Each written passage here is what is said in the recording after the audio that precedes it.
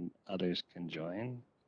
Hi, everyone. This is Charlie Zelli. This is the Metropolitan Council Committee of the Whole on October 6th, 2021. And it's good to see everybody.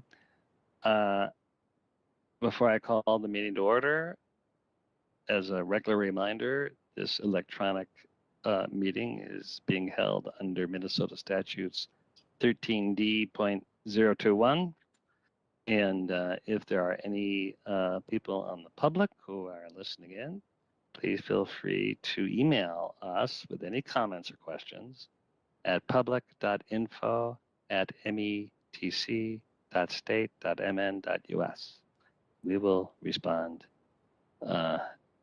in your comments in a timely manner. So to start with a roll call, Bridget, please go ahead. Councilmember Atlas Ingebretson. Atlas Ingebretson. Shandlis. Here. Cummings. Here. Ferguson. Here. Fredson. Fredson. Gonzalez. Present. Johnson. Johnson.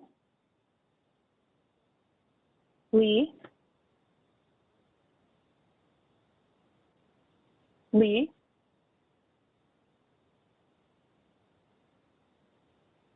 Lindstrom. Here. Sterner. Sterner. Bento. Here. Wolf. Here. Zarin. Present. Chair Zelli. I'm here. I think we have a quorum, but we're missing a few folks, which is too bad. This is an interesting information meeting. As you can see from the agenda, which I will assume is approved unless anybody objects, we are going to hear about lessons from the census. But first, approval of the minutes. Is there a motion and a second to approve the minutes of September 15th, 2021 that was sent out in advance? Wolf moves approval. Lindstrom Thanks, Wendy. seconds. Thank you, Peter. Any discussion? If not, Bridget, please call the roll. Councilmember Atlas Ingebretson. Atlas Ingebretson. Shandlis. Aye. Cummings. Aye. Ferguson. Ferguson. Aye. Gonzalez. Aye. I'm sorry, I skipped Fredson. Fredson. Fredson. Johnson. Johnson. Lee. Aye. Lindstrom. Aye. Sterner. Sterner. Bento. Aye. Wolf. Aye. Zarin. Aye. Chair Zelli. Aye. Those minutes are approved. So we're going to get into the meat of the meeting, growth and change in the region's communities, lessons from the 2020 census. And I think this is really going to be informative. And I think about our equity strategy and our growth strategies, and it's really playing out. I know we had a little bit of a preview, but we have Todd Graham and Matt Schroeder here to make the presentation. So Matt, Todd, the floor is yours. Thank you, Chair Zelli. I've sent Greg, looks like we're pulling up the presentation now. Perfect. Yep. So I'm Todd Graham with the Council's Research Office. With me is Matt Schroeder, also the Council's Research Office. We are bringing to you today an informational item presentation, Lessons from the 2020 Census. We have presented to you 2 years ago about preparations for 2020 census, and now that's in the rearview mirror, and I'm going to briefly recap what is the census, how it went in Minnesota, and then Matt Schroeder is going to present on what we've learned about growth and change in the metro region. He has prepared the main takeaways from the first batch of 2020 census data released recently in August. And then the final part of this presentation will just be some discussion of due diligence scrutiny. We are asking local governments to look at these numbers, confirm that they look right, and that will be the last part of the presentation. Greg, next slide, please. Some brief recap to begin. It's an American tradition. It's a constitutional requirement that the United States conducts a census, the counting of people, every 10 years. Congress assigns this responsibility to the Secretary of Commerce and the Census Bureau. Last spring, all of us should have received multiple mailings from Census Bureau asking us to go online to a secure online census questionnaire and answer 10 questions about ourselves and our households. So the online questionnaire is how most people participated. Some of the follow-up letters in 2020 included a return by mail questionnaire, the old school option if people wanted to do that. And the questions asked and then tabulated into public statistics are really basic demographic stuff. Everything on there you should know the answer to. Age, sex, race, how many people are in your household, who lives with you, and how are you all related to one another? And finally, do you own or rent the housing you live in? So if Census Bureau did not hear back from people by June 2020, then they began sending out census takers to knock on doors. You are aware this work was disrupted by the COVID pandemic. Specific data collection tasks that were in Census's work plan, some of them were delayed by 2 months, some other things were delayed by 6 months, and everything in between. So I'm going to share 2 slides on how Minnesota did in this exercise, how we were mostly well counted. That's good news. Next slide, please. But first, I wanted to just go through a quick recap, and this you've seen before also, recap of how Met Council assisted the 2020 census effort. There was a series of partnership projects to build up the census's master address file, building it up toward completeness. And we recruited county GIS offices to do this work, to validate and edit the census's address file in 2017 and 2018. And I estimate, but I have not really gotten confirmation, I estimate that this effort alone probably added 12,000 residential addresses statewide. That's not just the metro, but statewide, that were otherwise missing or unknown to Census Bureau. So that's a win right there. Later in 2019, my co-presenter, Matt Schroeder, worked with the state and the Census Bureau to troubleshoot the resulting census counts, address counts, in advance of census mailing things out in 2020.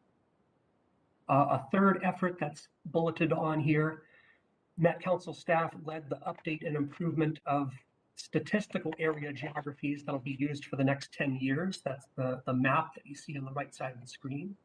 And this is the new map of census tracts. And it's still another effort, Met Council staff, along with staff from local governments, convened 8 quarterly meetings that were aimed at coordinating how we work with Census Bureau, how we publicize and promote the 2020 census, and sharing best practices and promotional resources. Met Council Communications, for its part, was one channel for getting the word out, and you would have seen the same message coming from Met Council that you saw coming in City Hall newsletters and public service announcements, encouraging the public to participate. There are a few other things that we have discussed with the Census Office. Our plans to do even more promotion and public engagement in year 2020. Sadly, most of that got mothballed or set aside, became impossible once the pandemic closures began in spring 2020. Next slide. So when state population totals were published in April, census counted, hold on a second. Yeah, so apart from the pandemic disruptions, though, Minnesota was really incredibly successful in the census participation. So this is, our mission accomplished slide.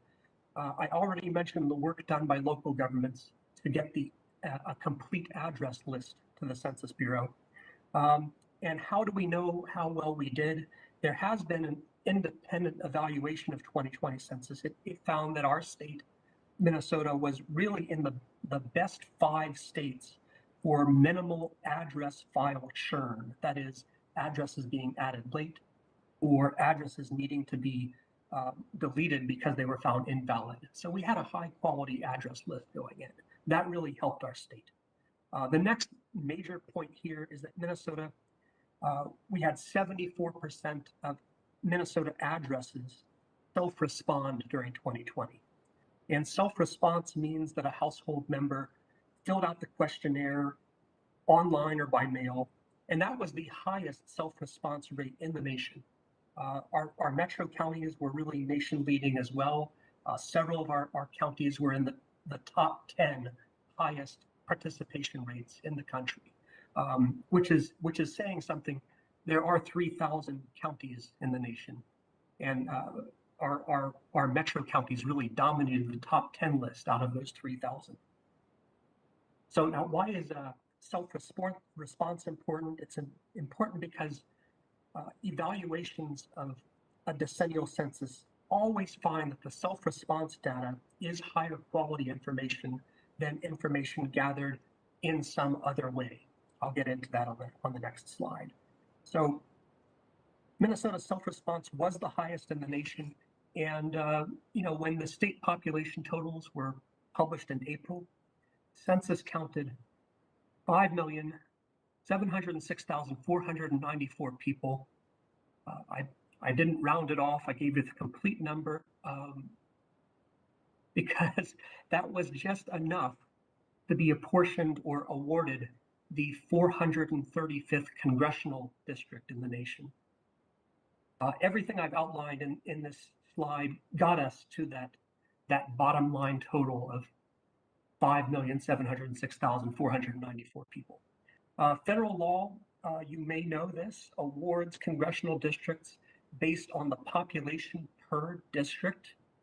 And if Minnesota's population had been any lower, if it had been 3.5 people lower per district, we would not have retained that last congressional district. It was really that incredibly close a finish.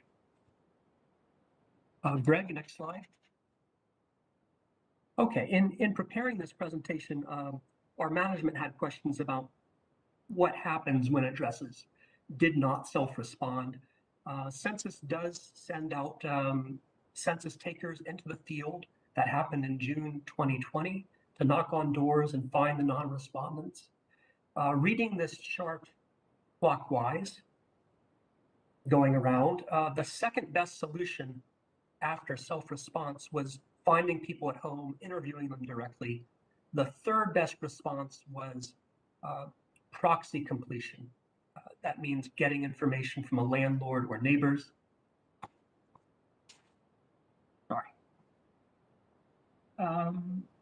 The fourth best solution was for data scientists at Census Bureau headquarters to data mine administrative data and find people that way.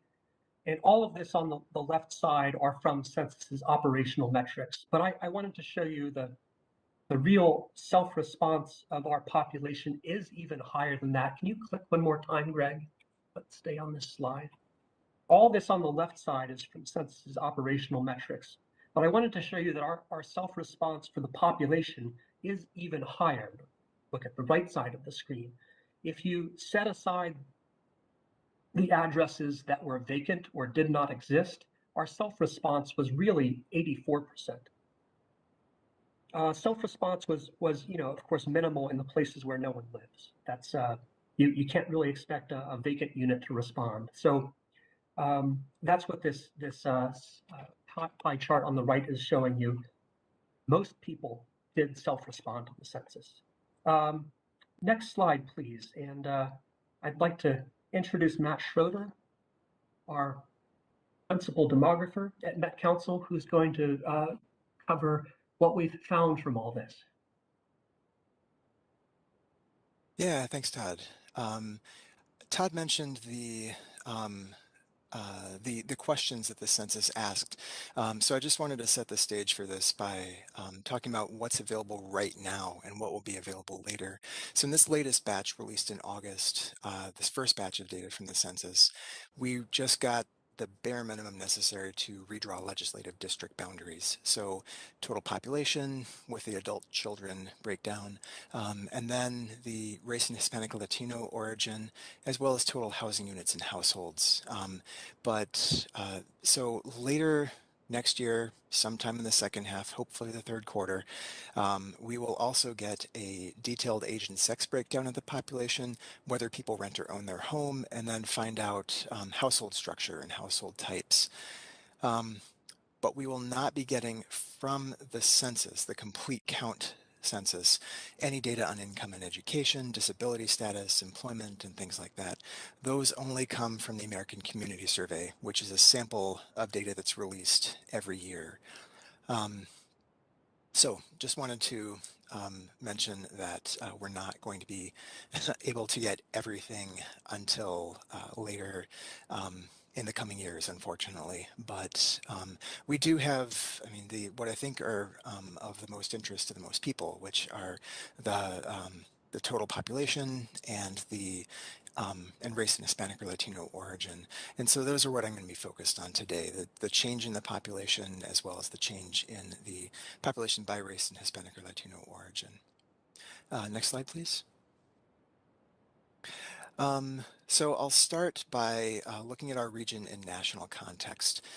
So looking at our entire metropolitan area, that's our 7 counties in the metro region, plus 8 others around it. The metro's population grew by about 11% between 2010 and 2020, which is faster than the US as a whole, which is about 7%, but still just in the middle of the pack among those other most populous metropolitan areas. So 13th among them. Click to the next animation, Greg, please. And if we look at the 12 peer regions that Greater MSP has defined, we are 8th. Greg, if you'd click to the next animation, and then once more. But then when we look at a different comparison set, large Midwestern metropolitan areas, we rank 3rd, so a bit higher. So it really depends on what comparison set you're looking at. But I guess the overall message that I want to send is that is not that middle of the pack population growth is necessarily a bad thing. We probably want to be growing faster than St. Louis at 1% to keep our region vibrant, keep our economy humming, and attract and retain new talent. At the same time, if we had the 25% population growth of Orlando, we would probably struggle with the effects of that and the land consumption and so on. So not necessarily a bad thing to be in the middle of the pack here. Next slide, please. So coming down from that 15 county metropolitan area to our 7 county region of the Twin Cities, we have of that, the total US population and the state population that Todd mentioned, about 3.16 million residents. So that is a bit more than half of Minnesota's total population, similar to past censuses, but we've also gained more than 313,000 people since 2010, which is nearly 4/5 of the state's total population growth. Next slide, please. We can also look at where that population growth is going. And here we see that most cities and townships, more than 80% of them, follow that regional trend and experience that net population gain. And as you can see in this map, where darker shades of green indicate higher population growth rates, and then shades of deeper brown indicate higher population loss rates. Those that did lose population, the brown areas, are mostly rural townships, with a few exceptions. Next slide, please.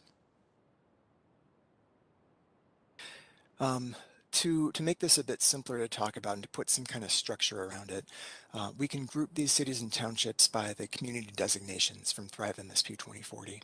So comparing the past decade's growth to the previous 4 decades, what really leaps out is how balanced that growth has been across the different kinds of communities.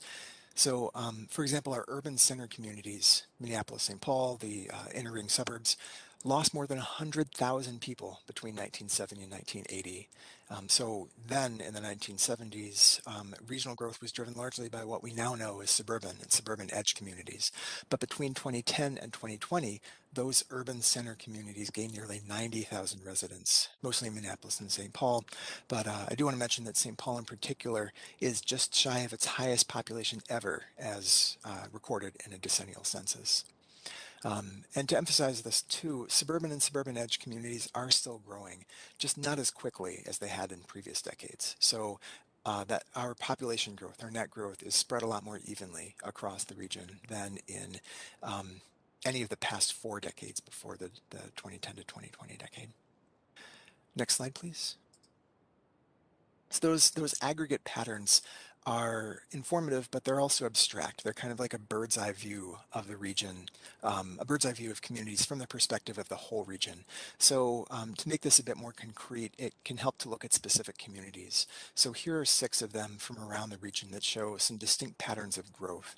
So we'll start with Richfield here, which lost population between 1970 and 1990.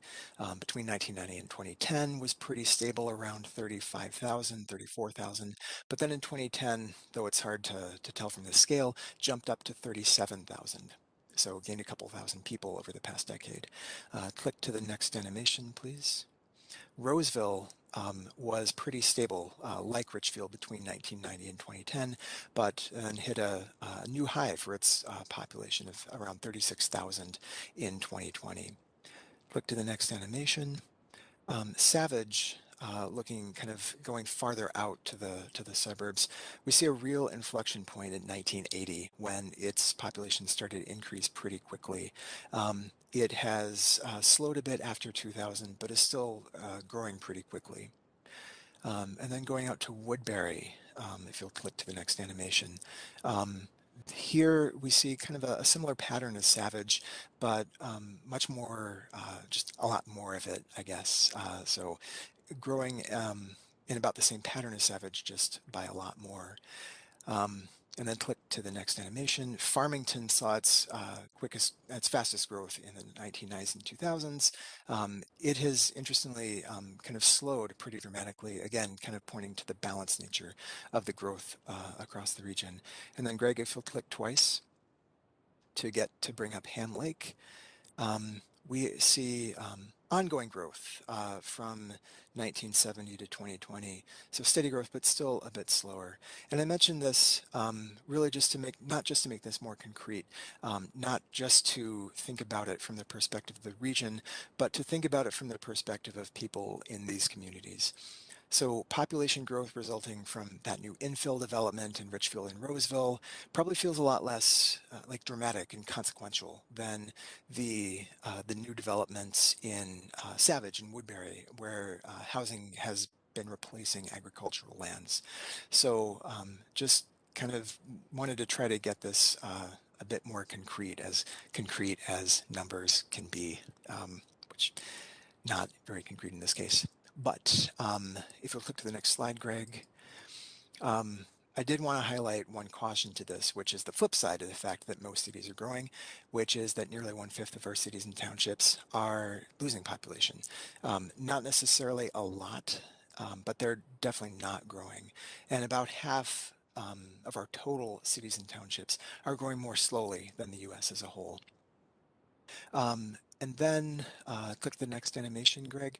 Even communities that are adding population aren't doing that evenly. So Minneapolis, for example, added more than 47,000 people between 2010 and 2020. Click to the next animation, Greg. But as you can see in this, the zoomed in version of the previous map, portions of South Minneapolis lost population. And we can see too here that suburbs like Plymouth and Maple Grove and Eagan also added lots of people in some parts of the cities, but lost them in others. So with those cautions, I'll just leave you with that general takeaway from the 2020 census, that our region has gained a lot of people and that most parts of our region have shared in that growth. Next slide, please. So as I mentioned, really the only characteristic of that population growth that we can look at in this first release of 2020 census data is race and Hispanic or Latino origin. And here, even though that's all we can look at, the numbers are really, really striking. So nearly 99% of our net population growth came from our BIPOC residents, that is our Black, Indigenous, and people of color. Urban and suburban communities lost nearly 47,000 people collectively, white people collectively. So that nearly offset the increase in white people in the other community designations. And even really in suburban edge, emerging suburban edge, and rural communities, which I think the public imagination tends to stereotype as mostly white, the more than 2/3 of the net growth there was among the BIPOC population. I do want to mention one complication to this trend, which is that the Census Bureau changed its race question between 2010 and 2020 in a way that encouraged people to report more races. And the Census Bureau also changed how it processed people's responses to those questions. So that did, I think people are agreeing, result in more people responding as with more than one race or as a race other than white than they would have if everything had been the same as it was in 2010. But even if everything had remained the same, I think the conclusion would still be pretty clear that our BIPOC residents supplied the vast majority of our net population growth in the region. Next slide, please. So naturally, this would shift the race distribution of our population. So in 2020, more than 30% of our total population identified as Black, Indigenous, or a person of color. And that's up from 24% in 2010 and just 9% in 1990. And it's also, I think, important to note that it's not just one race group that's growing. It's all of them. As a share of the population, all race groups other than white are growing. So Black and African American residents still make up our second largest group, followed by Asian, Hispanic or Latino, and American Indian. And I do want to acknowledge that there are lots of different ways to describe these groups, and that these are just the major, very, very broad-brushed racial and ethnic groups that do not and cannot get at the full complexity of racial identity and the ways people think about themselves. But this is what this is the federal government's classification, and so I've stuck with that here, acknowledging that they are pretty unsatisfactory in a lot of ways. Next slide, please. Here we can see that this is probably going to continue. So comparing the population, the adult population on the left, age 18 or more, with the child population under 18. In that population under age 18, nearly half, about 46%, identify as Black, Indigenous, or a person of color. And as with the total population, that group is pretty diverse itself. So 15% of the total population identifies as Black, 10% is Asian, 11% is Hispanic or Latino. But then because the 2020 census kind of accentuated this in particular, it is worth looking at that 9% of the population that identifies with some other race or more than one race, especially. So rather than lumping them into this single category, to look at how people are identifying. So on the next slide, we can look at everyone who identifies with a race group, whether or not they identify with another race group or Hispanic or Latino, and looking at everyone who identifies as Black or African American, for example, we find that 1/8 of the population identifies that way, compared with just 10% if we are looking only at the people who identify as Black alone. And then, in particular, the share of our population identifying as quote unquote American Indian or Alaska Native, according to the federal government, is a lot higher than what we see when we're looking at only at people who identify with a single race. So among those 2.3% of our population that identifies as American Indian or Alaska Native, 2/3 of those identify with another race as well. And those are the people that we're missing when we are using only those single race categories like we did in the previous slide and in most other analyses that we and most other organizations carry out. It's true that many of these are probably not enrolled tribal members and not what people who are tribal and enrolled tribal members would think of as American Indian or Alaska Native. A lot of people may add this race to their questionnaire only because they've heard of some distant ancestor who supposedly had American Indian ancestry. But this is a pretty consistent trend over the years, that the majority of people who identify as American Indian or Alaska Native do so in conjunction with another race as well. Next slide, please. So again, these are just region-wide dynamics. It helps to look at specific communities. So Richfield, I think it's really interesting to note how diversity really increased fastest here, but then has kind of grown more slowly, certainly since 2010. If you'll click to the next animation, Greg, for Roseville, and then 2 more times to bring up Savage and Woodbury, fairly similar trends. If you'll click twice more, Greg, to you should see Savage and Woodbury. Yeah, thanks. So pretty similar trends, but among the 3 of these, but kind of steady growth. They were slower to increase in diversity than Richfield, clearly, but since 2000 have grown pretty steadily, such that they've reduced the gap with Richfield by several percentage points since 2010. And then click twice more, please, to bring up Farmington and Ham Lake, where we still see increasing diversity, just not quite as quickly as in the other communities. So Farmington is about where Savage was in 2010 with respect to its share of the population that identified as BIPOC, and Ham Lake is where Savage was in 2000. So again, different kinds of patterns of diversity growth that are experienced differently, but it is still happening across the region. Next slide, please, which this map where deeper shades of green indicate a larger increase in the percent BIPOC population, and then darker shades of brown indicate larger declines in the share of the population that identifies as BIPOC. Most of the communities in the region are outlined in green. So yeah, almost all communities in the region have higher shares of BIPOC residents than they did in 2010. So this really, really is a region-wide pattern. Click to the next slide, please, Greg.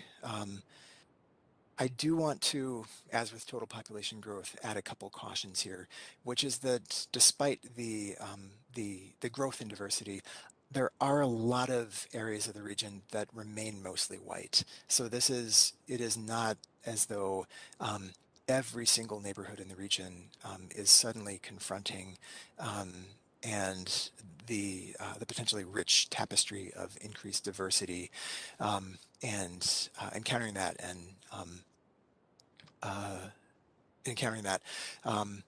but so despite the increased diversity, there are a lot of areas that remain mostly white. Next slide, please. We can also see that despite, again, that region-wide trend, when we zoom in to look at specific census tracts, the BIPOC population share is actually declining in certain places. So in Minneapolis, in near north, northeast, Powderhorn community areas, and then in St. Paul in the Hamlin Midway and Frogtown areas. Which is a pattern I think worth paying attention to because of its relevance to the debates over gentrification and displacement. And I don't want to claim that this necessarily indicates that displacement is happening. There's a lot more to the concept of gentrification than race alone. Many of these areas aren't actually losing BIPOC population so much as gaining white people. And then BIPOC residents are actually still a very high share of the population in a lot of these areas. But because they do overlap with the areas that the Center for Urban and Regional Affairs at the U of M identified as gentrifying areas in their study from a few years ago, I did want to highlight them as potentially additional evidence that these areas are experiencing what may become some more dramatic racial shifts in the future. Next slide, please. I think too, it's important not to treat all BIPOC people as the same, and to pay attention to the where different groups are most prominent.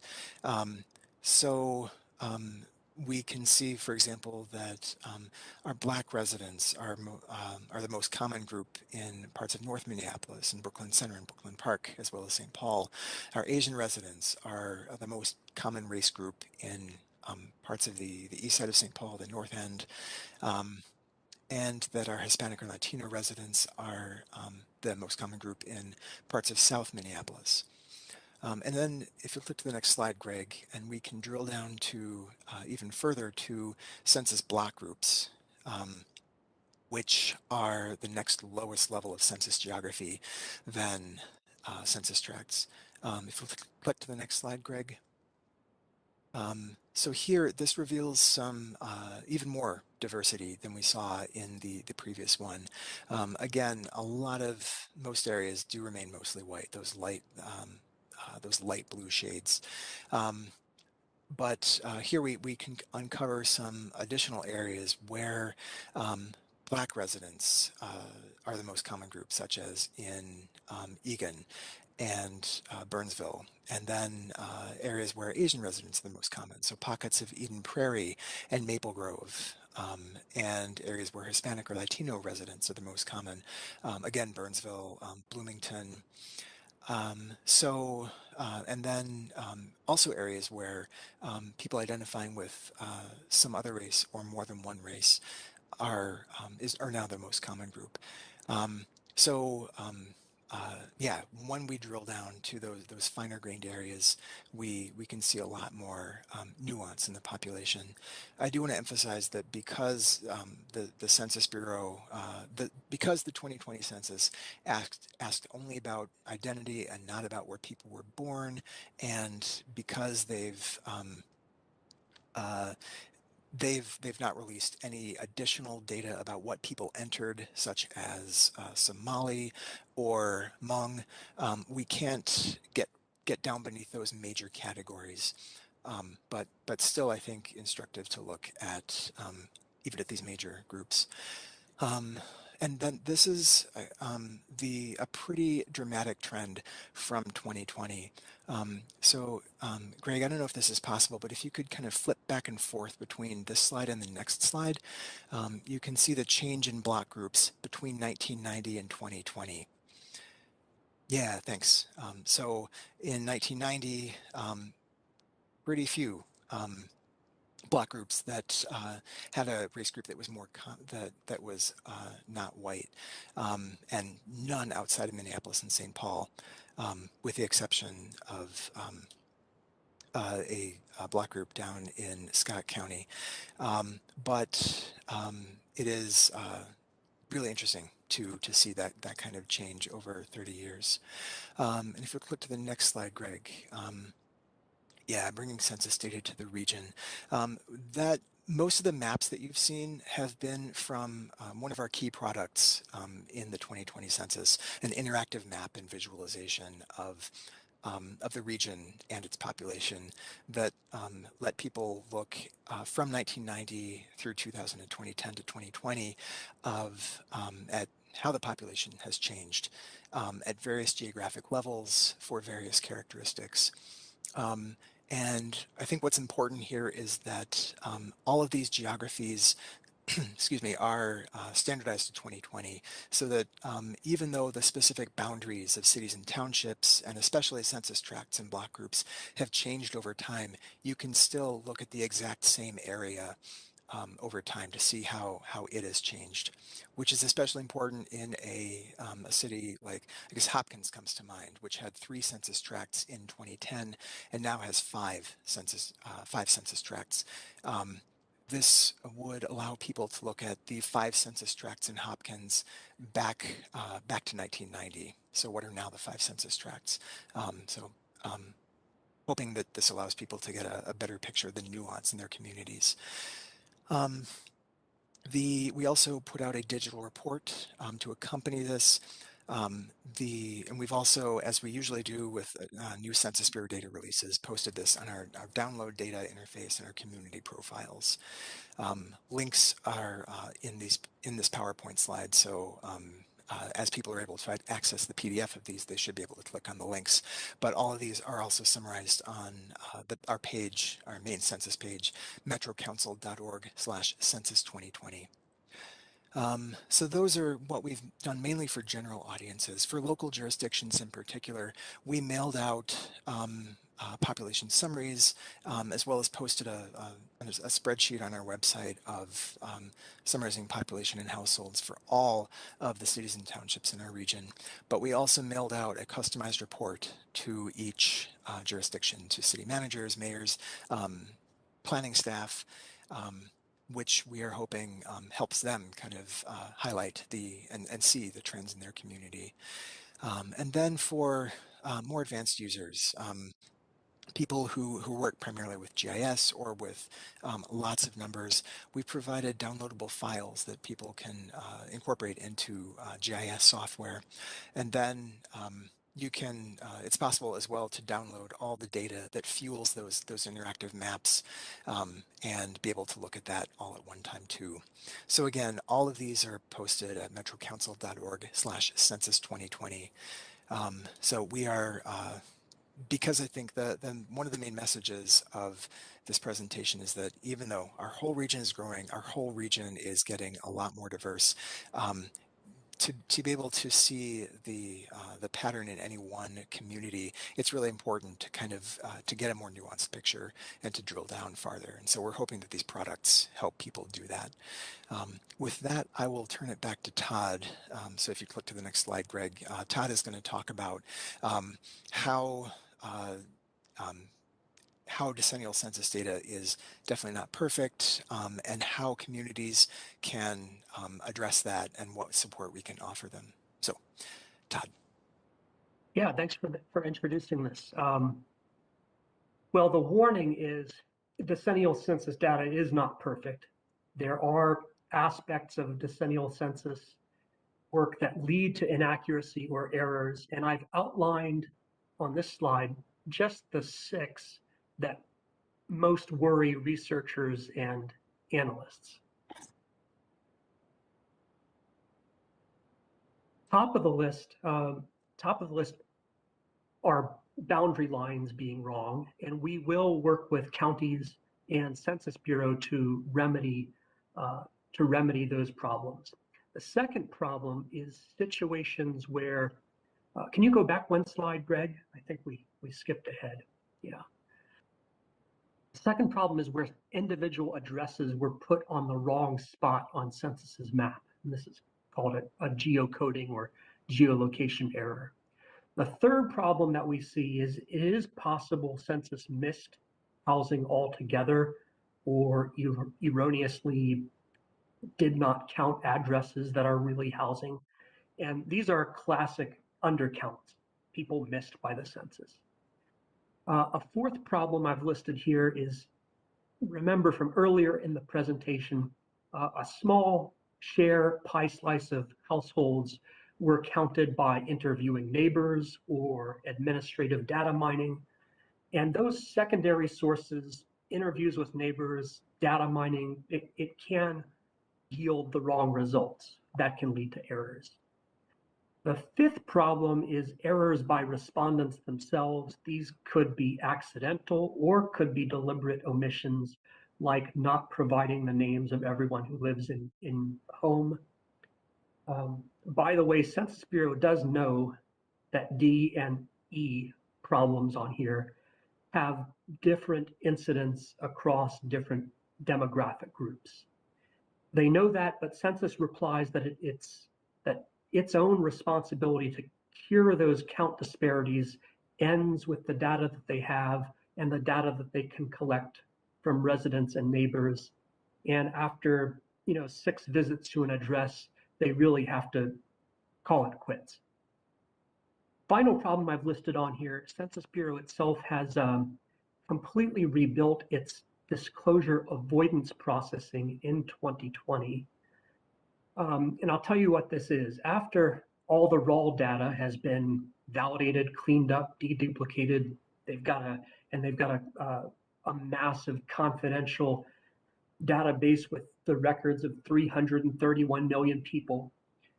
They take that massive data set and they feed it through a process, a post process that adds or subtracts small random numbers.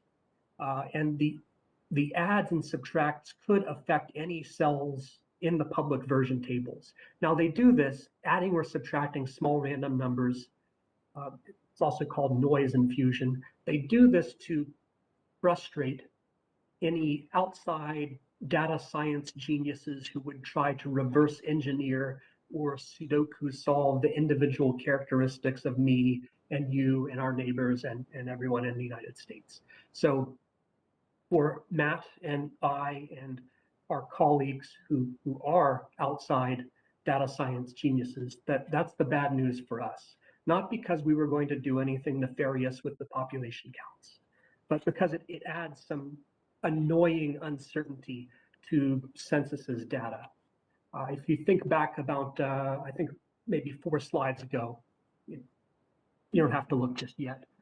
There's a difference in the spatial location of where American Indians used to live on Shakopee, Minnewacat, and Sioux tribal land, and where census shows them showing up now. And we think that little difference is due to this data distortion that's been entered. So I said a minute ago, I've ordered these issues roughly by ease or difficulty, or can they be solved? Next slide, please. And in fact, Census Bureau has a process, the very last operation of 2020 census, to consider errata corrections for the first 3 types of issues, and only the first 3 types of issues. Census Bureau calls this the count question resolution process. It is, I would encourage people to think of it as a due diligence and an accountability operation. Congress actually requires this phase of 2020 census.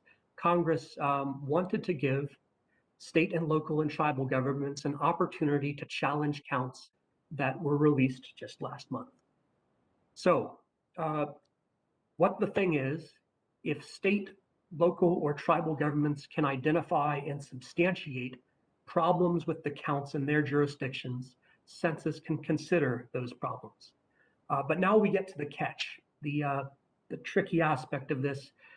Census Bureau itself writes the rules for this process and acts as the judge and jury, and census does set up some pretty high hurdles for issuing errata corrections.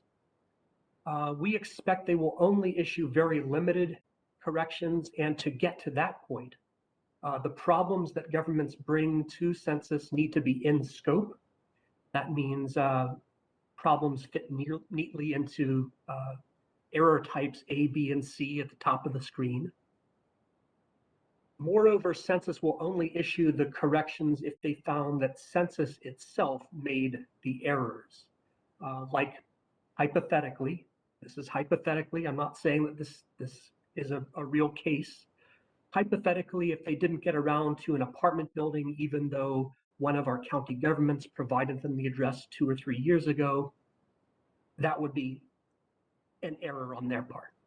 On the other hand, if census finds that that missing apartment building we're complaining about was not an address that it ever had, so it never was in a census database, then they would call that not their error, and they would not issue a remedy. Next slide, please. So it is a high hurdle.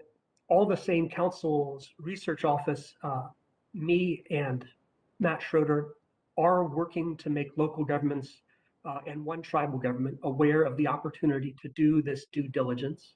And we are encouraging them to at least take a look, evaluate the housing counts and group quarters counts with an eye toward problem identification. And if problem spots jump out, if we can identify those, we want to work with local governments to pursue the remedies. Matt and I will be offering training and technical assistance as soon as this winter. The training and assistance will concern how to substantiate the problems with evidence that the census would consider.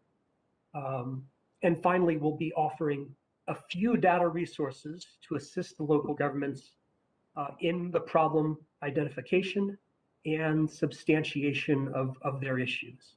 It is, I'll say it's not enough to complain to census that you just know Greenfield, Minnesota, I'm picking a random example, you just know Greenfield, Minnesota has more than 1,000 homes. Census will require evidence of what we think is the right number, an address list or some other database representing the housing stock at the right point in time, first quarter 2020. Lucky for our local governments, Met Council has that data. Chair Zelli and council members, thank you for your attention to all this. Next slide, please. Thank you for your interest in this topic today. We are available for questions. Thank you, Todd, and thank you, Matt. And there's just a lot of data to absorb and trends to consider. And I appreciate we have data scientist geniuses, is that the term, on our side here. Do we have any questions from anybody here? Molly. Thank you, Mr. Chair. It's actually a comment or a couple of comments. First of all, thank you for this presentation. It's really, really interesting. Both my husband and I were enumerators, so we were out there counting, and it is a absolutely fascinating thing to do. We're big, big, big believers in the importance of the census, and certainly Matt and Todd have shown over and over and over how critical it was to get as accurate a count as possible. We were on separate teams, so we went different directions in different places. Both of us did both single family homes, multifamily homes. My husband was on a team that went to various encampments and counted individuals there. And there's much training around how to do this, and there are lots of different ways of counting and determining, especially in some of the more challenging environments like that. My team also went to soup kitchens, and we went to count the unsheltered. We went one night downtown. We gathered at the Target parking ramp at 11 p.m. and we counted until 4 a.m. We split out and walked downtown, looking in cars and looking in locations where people were known to just unfurl a blanket if they had one and sleep. And it is an incredible experience. And 10 years will come around again, and obviously they will have ways of doing it that I'm sure will be different from this one, just as this one was different from 10 years ago. But the effort to count everyone was extraordinary, and to count them accurately. And it was fascinating, it was interesting, it was important, it was rewarding. And if anyone has the opportunity to participate in 10 years, I would strongly urge you to do it, because it is a unique opportunity. But then now, seeing what you two presented, Matt and Todd, this is fabulous for to see it summarized in this way. So thank you for that. It was really, really interesting. Thank you. Molly, what a great story, and thank you for sharing your experiences. And honestly, when you consider Minnesota's great participation rates, it's because of people like you and everyone else who are really determined to get every count. Thank you. Peter, go ahead. Ditto that. I mean, can you imagine if you weren't out there till 4 in the morning and you called it quits at 3:30, and knowing that we just kept that congressional seat by 3.5 people per congressional district. I mean, that's one of if not the most amazing stats that I've heard in the last hour here. My question, I'm just looking for your thoughts about higher education institutions. I have 2 cities in my district that saw pretty dramatic declines in population. Arden Hills, 27% decline, something like that. Falcon Heights as well, 18% decline, because we have a relatively high number of dorms. And part of that can be attributed to the pandemic, I'm sure, with college students being scattered all around. Part of that to changing enrollment numbers, or people not living in dorms, living outside of dormitories. But I'm just curious to know about your thoughts. For a city like Falcon Heights, I'm not sure what the final number ended up being, but it's around 5,000, which is a cutoff for some state road aid. So it's critically important. But yeah, any thoughts on kind of this perfect storm as it has been described of the pandemic and dormitories, higher education institutions? Thanks. Chair Zelli, Council Member Lindstrom, we are going to take a close look at Met Council collected data on what institutions have told us their dormitories and group quarters populations are. We're going to take a look and assess how well that matches with 2020 census. I don't come into it with any preconceived notions of what we'll find. I think the regional total group quarters population actually looks pretty good. There could be little spot problems in specific areas. We want to work with local governments to appeal any shortfalls that we find in the group quarters population. But we did learn last week that Census Bureau, on the issue of group quarters specifically, is going to make it quite hard to appeal this. Well, I'm crossing my fingers we find no large discrepancies in dormitory populations. The bigger problem, really a much bigger problem, would be college students living on or near campus in non-college owned rental housing, where what are called off-campus houses or off-campus apartments. That's going to be a much bigger problem for the University of Minnesota, the neighborhoods surrounding University of Minnesota, and other campuses where off-campus housing is common. And this is likely to be one of those situations where the Census Bureau is going to take the complaints and call them out of scope. Matt, do you have any thoughts you wanted to add? Yeah, thanks, Todd. I guess I would say just that because it sounded like a couple years ago the Census Bureau was actually going to classify some of the privately owned apartment complexes that students rent as group quarters facilities.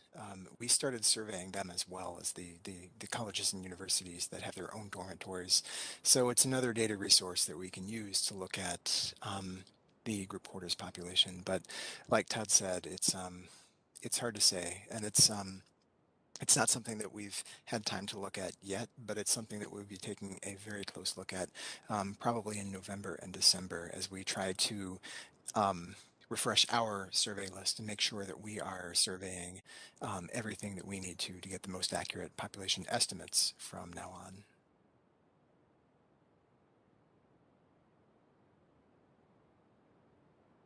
Any other questions? Sue, go ahead. Thank you, Mr. Chair. This isn't a census-related question, but I'm curious, Todd and Matt, as to what you and your colleagues are hearing about drought and other significant causes of movement of population, say from the coasts inland, and I'm curious as to what you're hearing about that, and whether or not there's any sense of the impact that may have in Minnesota as far as population growth.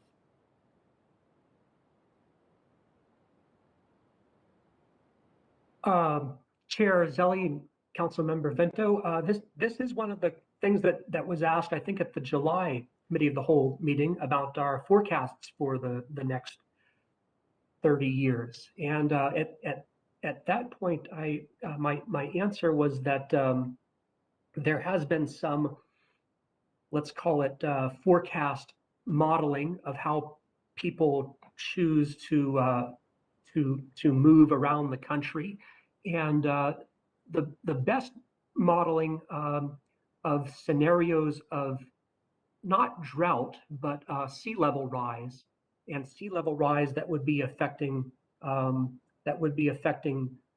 Florida and coastal areas.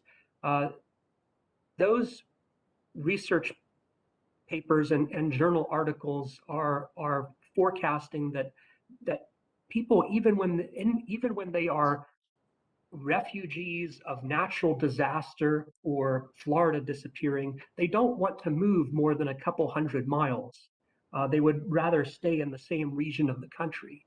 So the work that's been done at Florida State University to do forecasts finds that Atlanta and Austin could gain huge populations of new residents from now to the end of the century. But the Twin Cities probably only picks up a small fraction, less than 0.2% of all those climate refugees from sea level rise.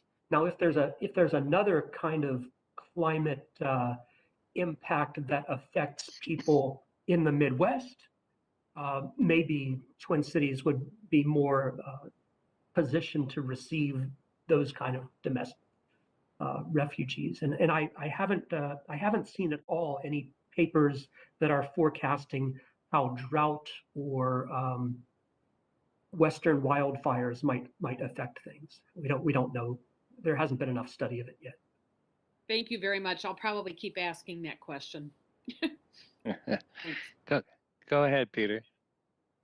Councilmember Vento, you may be asking this because you saw the NPR article a couple of days ago on this very topic, 2 days ago, that talked about climate migrants moving to Duluth. And it was a good story, had some anecdotal evidence of climate migrants to the region.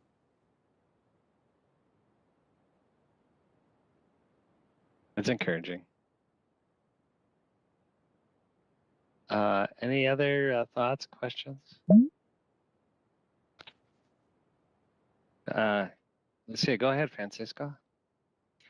Hi, great presentation. I just had a question about the regarding demographics and age, and I noticed at the beginning of the presentation that some of the data about age is not in yet. But is that correct? About the age of the population? Mr. Chair, Councilmember Gonzalez, that is correct. Okay. All we have right now is the population of age 18 or higher, and then the population under age 18. So there's only that very simple breakdown we can get right Okay, now. great. Um, I'm I'm just wondering about when the age data comes in, if you're gonna revise or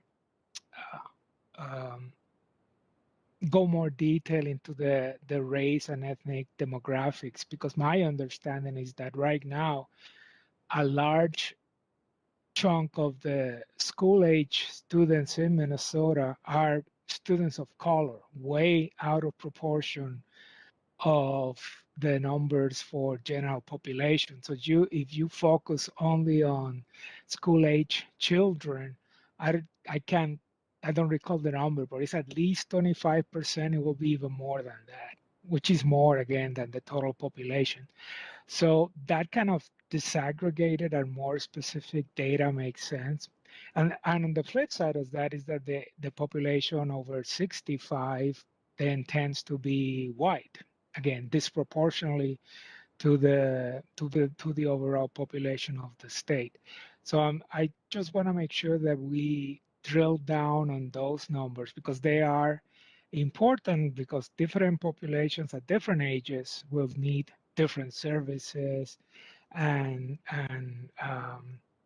yeah. So I was just making sure that that is part of future reports once that data is available. But thank you.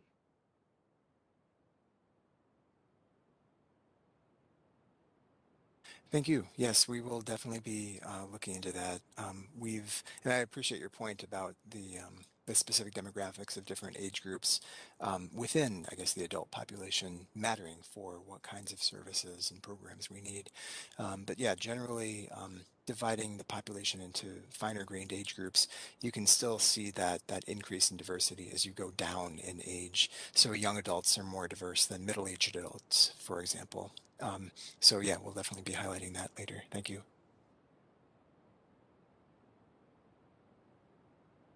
Really interesting. Any other questions, thoughts?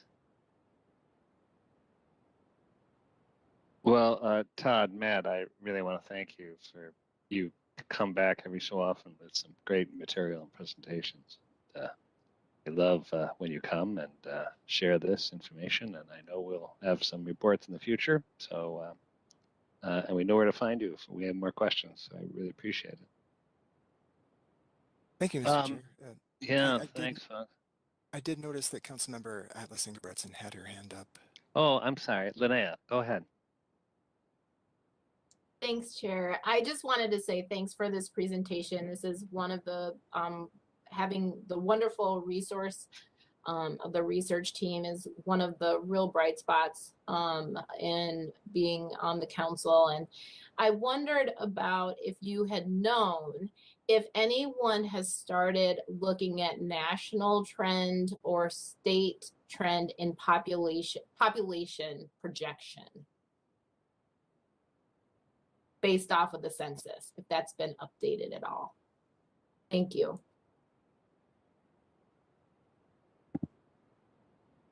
Chair Zelli, Council Member Atlas Ingebretson. Yeah, Met Council Research prepared its 2050 forecast and presented that to you in July. We are going to continue taking the data that comes out of 2020 census and refining our forecast because there is still the detailed age information that I'm really wanting to get my hands on when it becomes available next year. And in the meantime, every other of our peer agencies that does demographic and population forecasting is also incorporating 2020 census into its work. But I expect in a lot of places the demographic trends have been clear to us from surveys that Census Bureau conducts throughout the decade, and so we were not greatly surprised. Most of the trends that we see in Matt's presentation on 2020 census were things that we did anticipate. And I think that's probably true in other parts of the country as well. What the 2020 census new databases really allow us is to drill down with tremendous geographic granularity, getting to what the numbers are in specific neighborhoods. That's the main advantage that we have. But the overall demographic trends are about what we expected and discussed in July. We're on course. Riva. Oh, Chair, sorry, just one clarifying question. Sure, go ahead. Sorry, Chair, and sorry, Reba. Thank you. Thank you, Todd. I'm wondering, what I was interested about is because the race data just came out in August, I think, does the population projection that we have from July, don't think it included the race data, or am I wrong about that? Disaggregated by race, I guess. Thank you. Sorry. Yeah, Chair Zelli and Councilmember Atlas Ingber-Britson, you are correct. There was a slight surprise in the racial composition of 2020 census. You remember that when I presented in July, we didn't have that yet. I expected that our region was perhaps 29% Black and people of color. When we received the 2020 census data, the number we obtained there is 31% Black and people of color. And I think that small amount of difference does have to do with the changes in the questionnaire, which led to changes in how people actually responded and provided information to the decennial census. A greater incidence of people spelling out their whole 27andMe, Ancestry.com family tree stuff. And from that, Census Bureau assigning more racial identities to people because of that.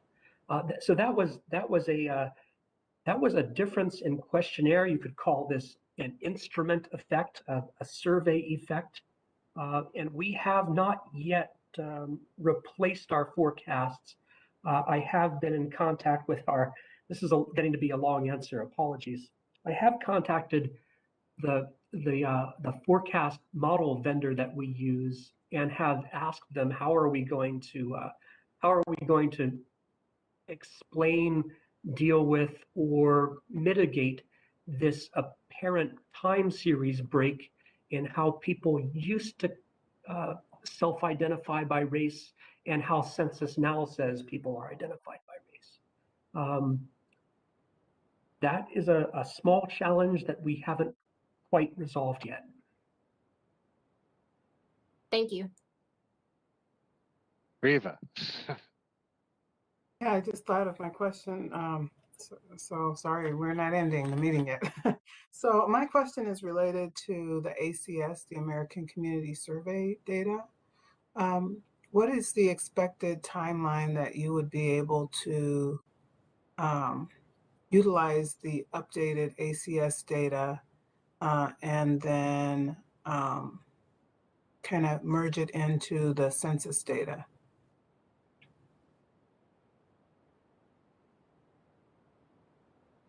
Is my question clear? Yes, Mr. Chair, Councilmember Chambliss. We do and have in the past provided new American Community Survey data every year as part of our what we do as a state data center affiliate of the Census Bureau. This year, the Census Bureau has announced that they are not going to release any ACS data covering 2020 by itself, so the one-year data. That we have typically used only to compare ourselves to other metropolitan areas.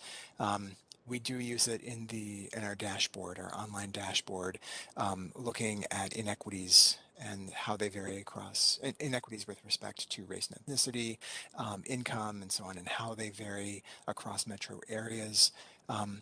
This year, there will be only what the Census Bureau is calling experimental estimates.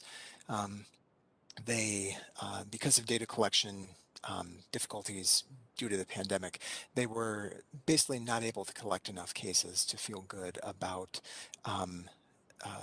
the numbers that they would be putting out. They have said that they do plan still to release the data covering the 2016 to 2020 period.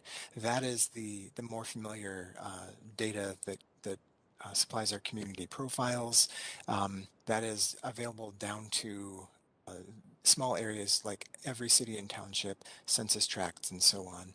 In contrast, the one-year ACS data has been available in the past only for areas with at least 65,000 people.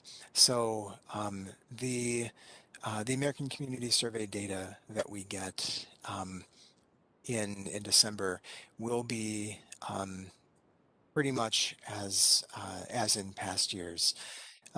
As far as integrating that with the census, I guess I would say that they're useful for different purposes. The census is, as Todd mentioned, a complete count of the population and provides the best available picture of the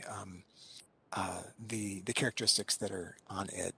But the ACS does provide that additional detail. What we tend to do, because these changes to the questionnaire, I don't think have yet been implemented in the American Community Survey, but we do plan to just continue to compare them, and as they make their way into our own products and population estimates, to try to reduce the differences and make sure that the data we're putting out reflect both of those data sources as best we can. Okay, thank you. Judy, were you, no? Okay. Anyone else? So I'm thinking of one more question here. All right. And that 1-year data, you said that's updated every year, the ACS data? And then do we update our data yearly for the community profiles? Mr. Chair, Councilmember Chambliss, yes, that's correct. We do that really only with the 5-year data, though. That's what supplies the data for our community profiles, our download data interface, and that will be coming out, as far as we know, as it does every year. So we don't anticipate any major changes to the annual data cycle with that one. Okay, thank you. All right, Matt, Todd, thank you so much. A great presentation, and council members, great questions and comments. I think this shows we're actually really thinking about it and how it's used. And speaking of which, one of the great questioners we have here is Linnea, and it is not lost on any of us that this meeting is Linnea's last time as a council member, and so I just want to honor you, that smiling face, and I have to say a couple of just short things that when I am new, and we've all been together nearly 3 years, except for me, it's been 2 years, and I came in and not really knowing everybody and sitting at that big podium where actually we're in person for a month until we went virtual for myself. But I have that wonderful smiling face who is so forgiving when I'm trying to learn to say Councilmember Atlas Ingebrigtsen, which I now have perfected, I hope. And and I will use again because our paths are going to continue to cross. But Linnea, you have been such an incredibly strong voice in this council. You have been the one, not just with the hard questions, but the ones with the great thoughts, keeping kind of almost holding us all accountable and the council towards some really important goals that we all agree with. And I have to say, you played an incredibly important role in this council. I think you're appreciated by all of us, and we're going to miss you, and know that we want to keep you engaged in these advisory committees, whatever it is. We understand what time commitments it is, and so we appreciate your conundrum. I know you appreciate being a council member, but just know you're deeply loved and appreciated by all of us, and I just wanted to acknowledge that. If we were in person, we would have cake, but we'll just have to get our own cake and honor you, and not let you just drift off without a chance to say thanks. Thank you, Chair. And I know you sent a little note saying if I had something I'd like to share, I could. And so if that's okay, because you won't be hearing me at council members going forward. So I got to get it all in tonight. So I just want to, just a disclaimer, you're going to hear the word grateful a lot. And so I know you're not supposed to use, like when I was writing out thoughts, Grammarly was telling me, use a different word. And I was like, nope, I'm just going to own it because that's the word that I have. So you will hear it multiple times. My choice to step down is for personal and professional reasons. I'm going to share a little bit today with you, but just want you to know that I'm deeply grateful for the work of all of you, my colleagues, our constituents. They do so much. Volunteers on our advisory and other governance bodies, and the staff of the council. Public service work, I don't need to tell you. So this is for anyone who might be listening out there, but I want to say it out loud, is a step of sacrifice and service. And I know that firsthand, of course, but I want to acknowledge that because we don't get to hear that always a whole lot. That as staff in those advisory staff, volunteers, and each of you sacrifice every day of yourselves to help our region and our community. I will forever be humbled and honored to have been asked by organizations in the community to apply for this role, who saw value in my voice and experience in the public and nonprofit sector. It still shakes me when I think of that in advancing equity, and in the committee and the governor who selected me to serve. There are too many people to name who have supported my time on the council. So you've had a conversation with me, you slipped me a note. This is about you. To the Met Council team members, number of past council staff and council members, and community members who have shared their time and advice and encouragement, for their grace and generosity. I'm forever grateful.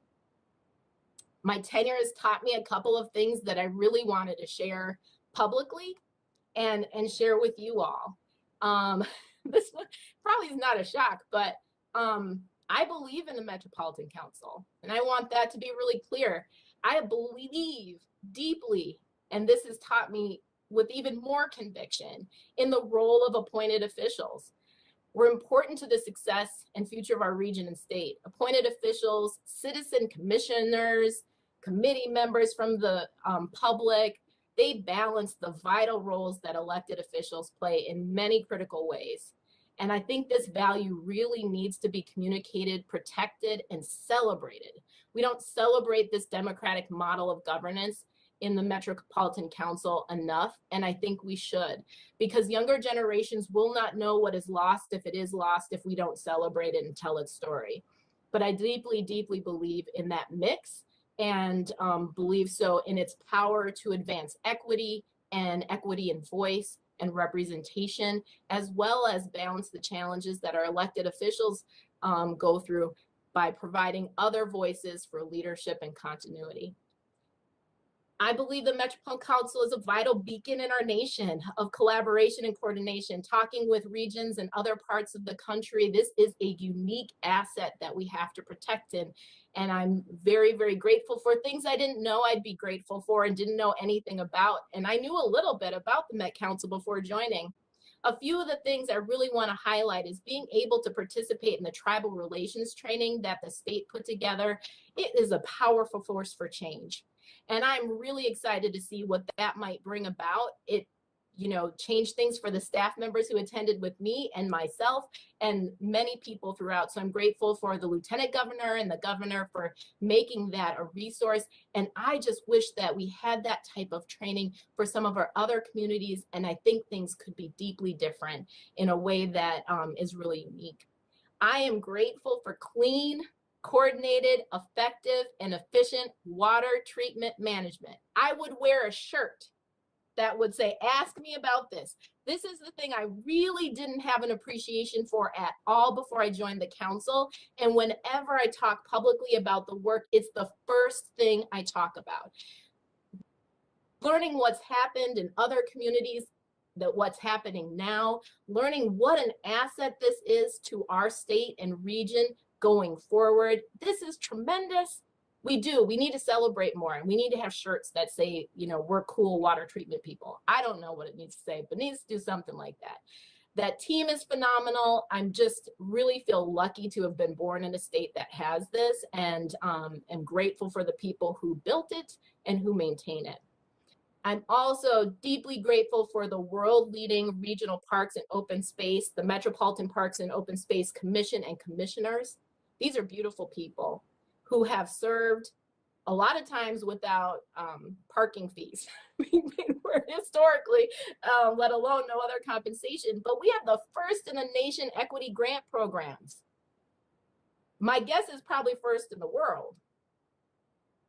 That is huge. The first BIPOC majority Metropolitan Parks and Open Space Commission is under our leadership on the council. That's a big deal. I don't know how many commissions in the state can say that's the case for them that aren't culturally specific. That's huge. Really grateful for them and their service, their work, and the leadership and the work of past councils to set them up for success. Really proud of being a part of that work. I am grateful for coordinated planning, cost, and tax sharing. That's not words I ever thought I would say in my life, but I now know the importance of it and how cool it is we have it here, and that we should celebrate that and tell that story. It serves our community and it will serve generations going forward well. And so I'm really proud and grateful for that. I'm grateful for our research team and work that enables so much. That work enables so much beyond the walls of this institution. And organizations out there who go to our website and pull that data to enable what they do. It is a great resource, and we have an amazing team. And today's presentation is just a great example of that work. I have been asked a question in the last couple of days since news came out. And that question was if I'm frustrated that we aren't doing enough to advance equity. And I think a lot about that question. I thought a lot about that question. And my response is to people who want to ask me that question is, are you frustrated? Are we all frustrated?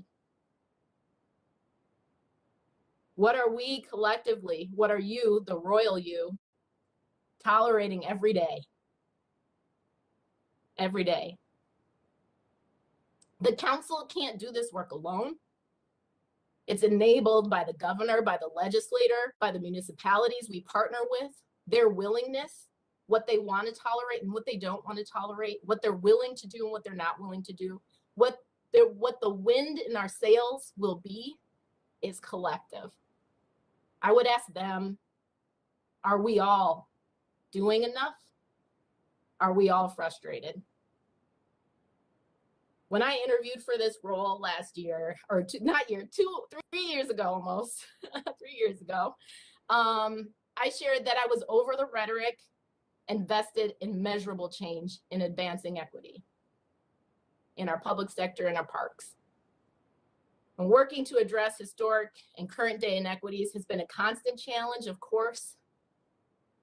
We're losing trillions of dollars. Research just came out nationally to these disparities, and in our own state, billions. It's been estimated at $16 billion a year in GDP to these disparities. It's not only the work of the Met Council, of course, but of the leadership of our state, the legislature, the public and private institutions to work to create fair outcomes. Our shared future depends on it. That's what I think about that. In addition to that question, I've been asked on equity, I'd also share that my concerns on climate are just as poignant. I encourage the council and our institutions to act, to listen and partner, and act in partnership with young people and leaders in the interest of the generations to come, to protect and reverse our practices that harm our climate and nature. And I say nature and not natural resources because I don't want to commodify nature.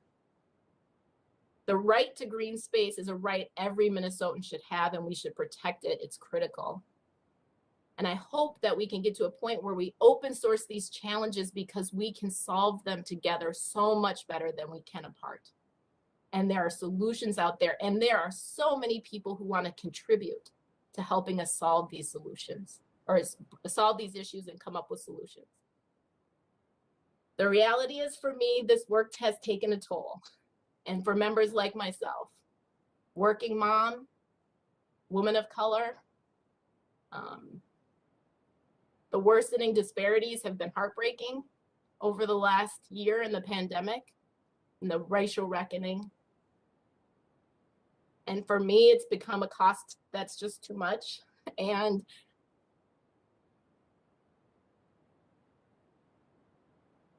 I have to honor my family and my well-being. I assign deeply to the belief as a public servant,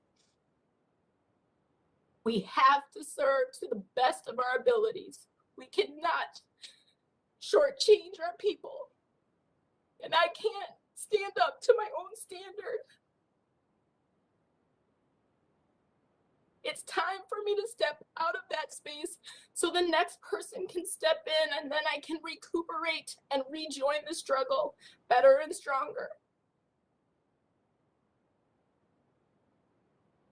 I want to acknowledge so many of ourselves and elected officials are underpaid or unpaid and not compensated reasonably for the work they have to do and the talent, knowledge, and personal resources they have to bring to the work. For some of my mayors, they're compensated less than $10,000 a year. I've heard stories of elected officials losing their jobs because they're trying to do the service they've been called to do. This disparity leads to situations where we're not able to participate in our public systems unless we're independently wealthy. We have a workplace that's able to subsidize our participation. We have a partner who can subsidize our home, or we are retired. This dynamic I just mentioned really creates an uneven playing field that significantly limits talent, quality of work. And I really hope that this is something that can change.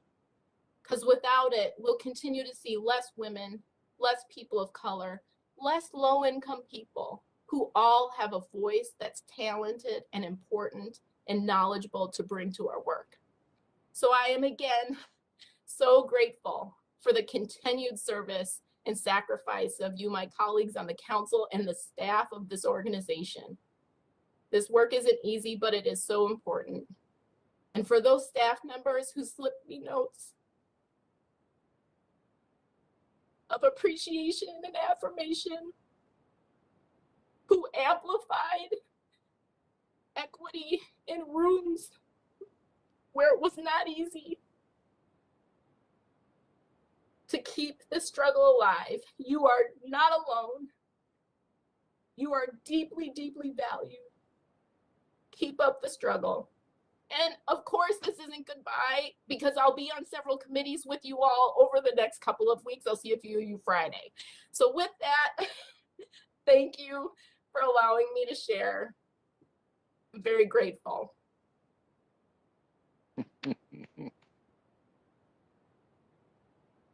Thank you.